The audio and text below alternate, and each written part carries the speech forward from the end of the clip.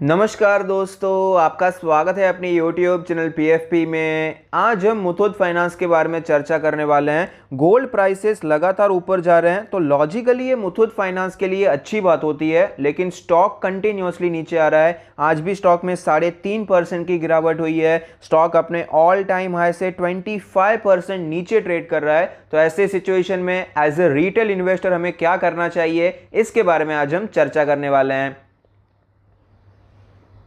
Company के quarter results पर नजर डाल देते हैं। नेट सेल्स हमें 5% बढ़ता हुआ नजर आया ईयर ऑन ईयर बेसिस पे। नेट प्रॉफिट में 3.5% की बढ़ोतरी हुई है। एबिटा भी 2.5% ऊपर गया है। तो रिजल्ट्स बहुत अच्छे तो नहीं है, लेकिन खराब भी देखने को नहीं मिले।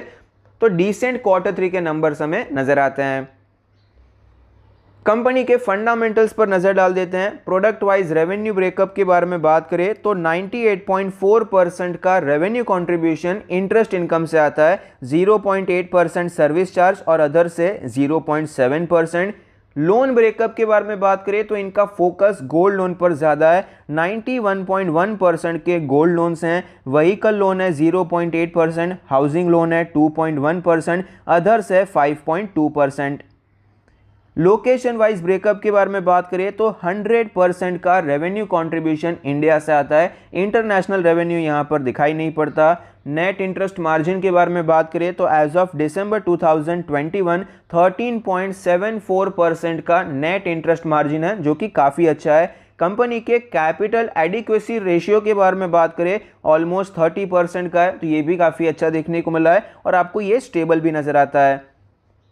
कंपनी के फाइनेंशियल ट्रेंड के बारे में बात करें तो कंटिन्यूअसली कंपनी का रेवेन्यू ऊपर जा रहा है, कंपनी का प्रॉफिट ऊपर जा रहा है, तो बहुत अच्छी ग्रोथ बिजनेस में नजर आती है।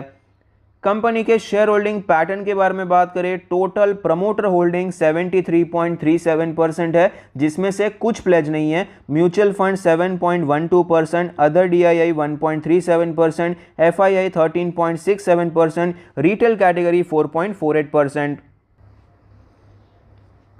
ज़्यादातर होल्डिंग आपको प्रमोटर के पास नजर आती है। FII म्यूचुअल फंड के पास ज़्यादा स्टेक तो नहीं है और इसमें कुछ खास चेंज भी देखने को नहीं मिला। थोड़ा बहुत ऊपर नीचे यहाँ पर स्टेक होता हुआ नजर आता है। एनालिस्ट के रेटिंग के बारे में बात करें, 17 एनालिस्ट ने स्टॉक को कवर किया, जिसमें से 76% का मानना है कि स्टॉक में खरीदारी करनी चाहिए। हायर साइड पे 70% का टारगेट बताया जा रहा है, मीडियन 36% का अपसाइड है और लोअर साइड पे भी गिरावट की बात नहीं हो रही है। इस लेवल से 12% का अपसाइड देखने को मिल सकता है। तो एनालिस्ट के हिसाब से तो भाई यहां पर आपको तेजी देखने को मिल सकती है। 55,000 करोड़ की मार्केट कैप है, एक लार्ज कैप कंपनी है। आज 3% की गिरावट हुई है। 13.45 का PE रेशियो है। PE रेशियो सस्ता नजर आता है, लेकिन जब भी हम किसी फाइनेंशियल स्टॉक को एनालाइज करते हैं तो ऐसी सिचुएशन में प्राइस टू बुक रेशियो देखना बहुत ही ज्यादा जरूरी हो जाता है। और मुथूट फाइनेंस का प्राइस टू बुक रेशियो 3.5 के आसपास चल रहा है, जो कि बिल्कुल सस्ता नहीं है। प्रीमियम वैल्यूएशन पे स्टॉक ये ट्रेड कर रहा है।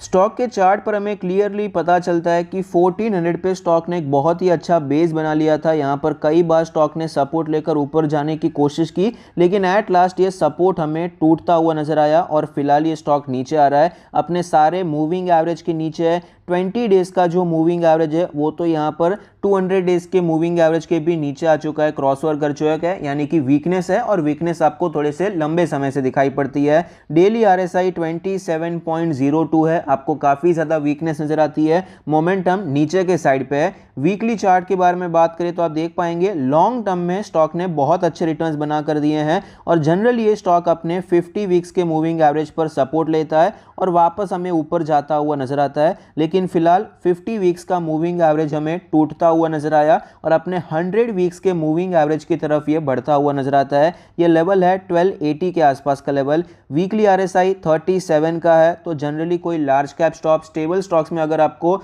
40-45 की रेंज में वीकली RSI नजर आता है तो वो एक अच्छा लेवल होता है जहां से आप खरीदारी कर सकते हैं। तो यहां पर भी वीकली चार्ट पे भी है, सपोर्ट के आसपास ही नजर आता है।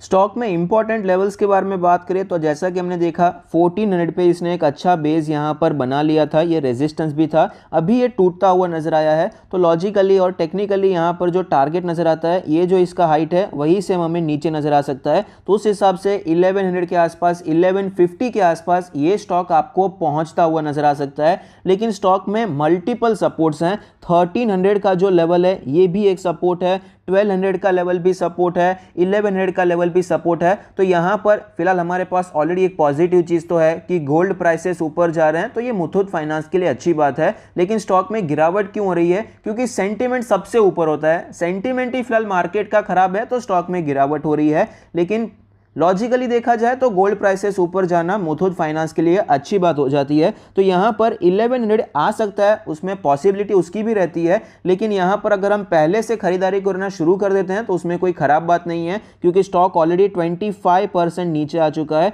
तो यहाँ पर अप्रॉक्सीमेटली 1250 के आसपास भी एक अच्छा सपोर्ट यहाँ पर नजर आता है। 1300 में इसलिए सजेस्ट नहीं कर रहा क्योंकि 1400 का ब्रेकडाउन हुआ है, तो ऐसे 5-7% से तो तुरंत तो बाउंस बैक करना टेक्निकली थोड़ा सा मुश्किल हो जाता है। तो 1250 का लेवल तो हमें आता हुआ नजर आ सकता है। तो इस जोन में यहां पर एक्यूमुलेट करने के बारे में सोचा जा सकता है।